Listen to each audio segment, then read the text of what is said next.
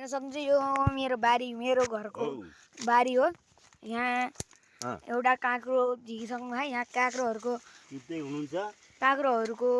र मकैहरूको बोट छ। यहाँ हजुरबाले अझै काँक्रो टिप्दै हुनुहुन्छ। यहाँ आउनुभयो।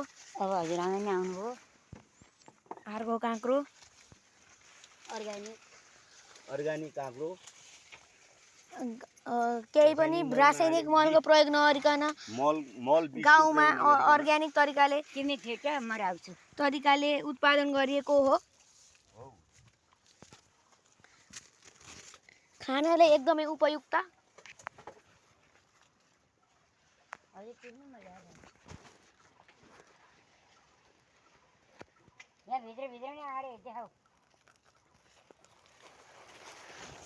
यहाँ सक्नुहुन्छ यहाँ काँक्रो यस्तो हुन्छ। यसलाई टिपेर क्रिएटमा हाल्नुपर्छ। बोक्नु चलो यहाँ भेट्न आउँदैन, भेट्न आउनुपर्छ। यहाँ अर्को नि काँक्रो रहेको छ।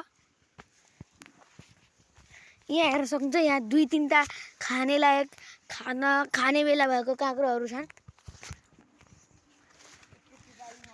कुनै कुनै काँक्राको बोटमा काँडा नि हुन्छ।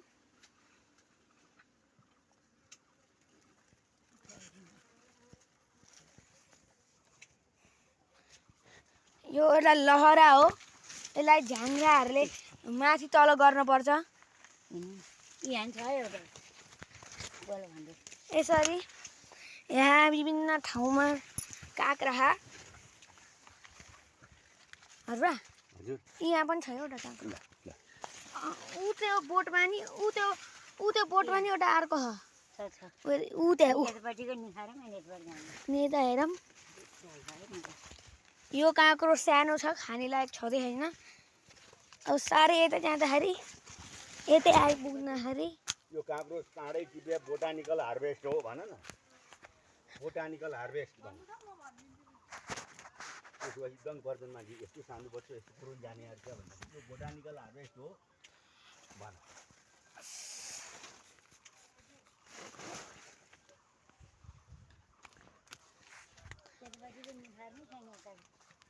काँक्रो काँचै खाने काँचै अथवा सलाद जसरी खान मिल्ने त एक प्रकारको तरकारी हो। यहाँ हेर्न सक्नुहुन्छ।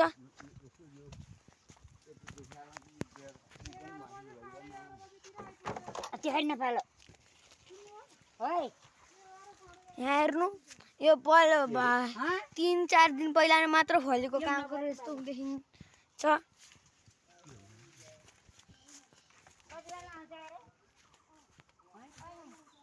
तर छैन। यो फर्सी हो।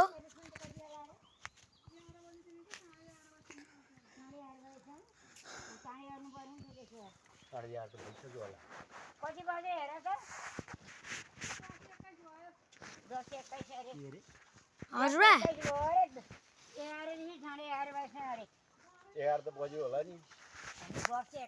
हेर्न सक्नुहुन्छ यहाँ थुप्रै खाने लायक काँक्रो हो। हजुर यो पनि टिप्नु न। अहिले चाहिँ यताको टिपिरहनु भएको छ। यता अझै एउटा टिप्ने लायक छ। यहाँ आमा र बुवाले टिपिरहनु भएको छ।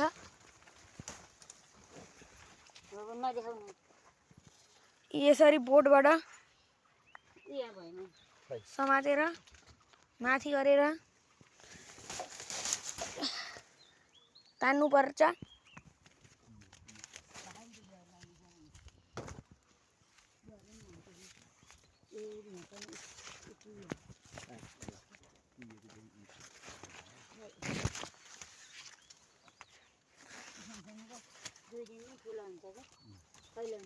यहाँ हेर्नु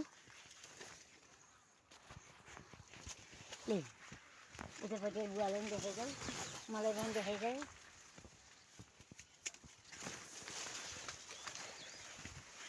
हजुरबा यहाँ 2टा छ। 2टा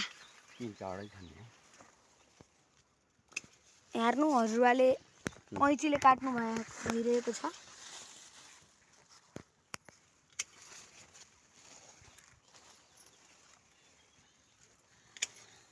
ये आमाले लिइरहनु भएको भन्दै यहाँ हेर्नुहोस् ल्याउनु यतातिर नि ऊ त्यहाँ यिनीहरू सानो पर्सिसँग ठुलो यिनीहरू अलिक सानो छ त्यो तिनीहरूलाई तल त्यो गएन यता नि छन् यहाँ हेर्न सक्नुहुन्छ काँक्राहरू थुप्रै खान् एउटा काँक्रा भारी भएर भुइँमै खसिसकेको रहेछ तल बुवाले टिप्निन्छ मैले देखायो अब त टोकरी नै भरि नै लगाइसकेको छ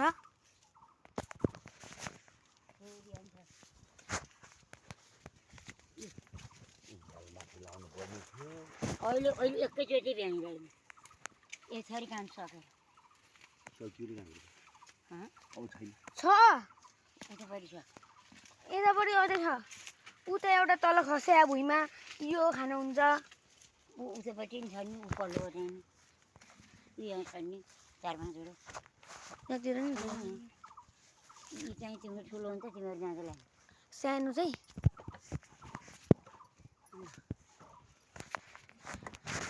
क्रेड भरि नै लगाइसकेको अवस्था देखाएर बोल्नु त अन्त कतै छ अब एउटा तलै खस्या हजुरबा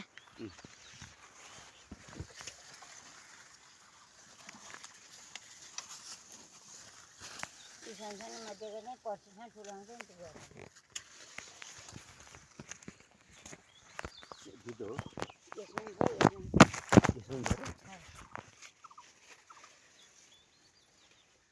यसमा चाहिँ यो बनाएर लिएको रहेछ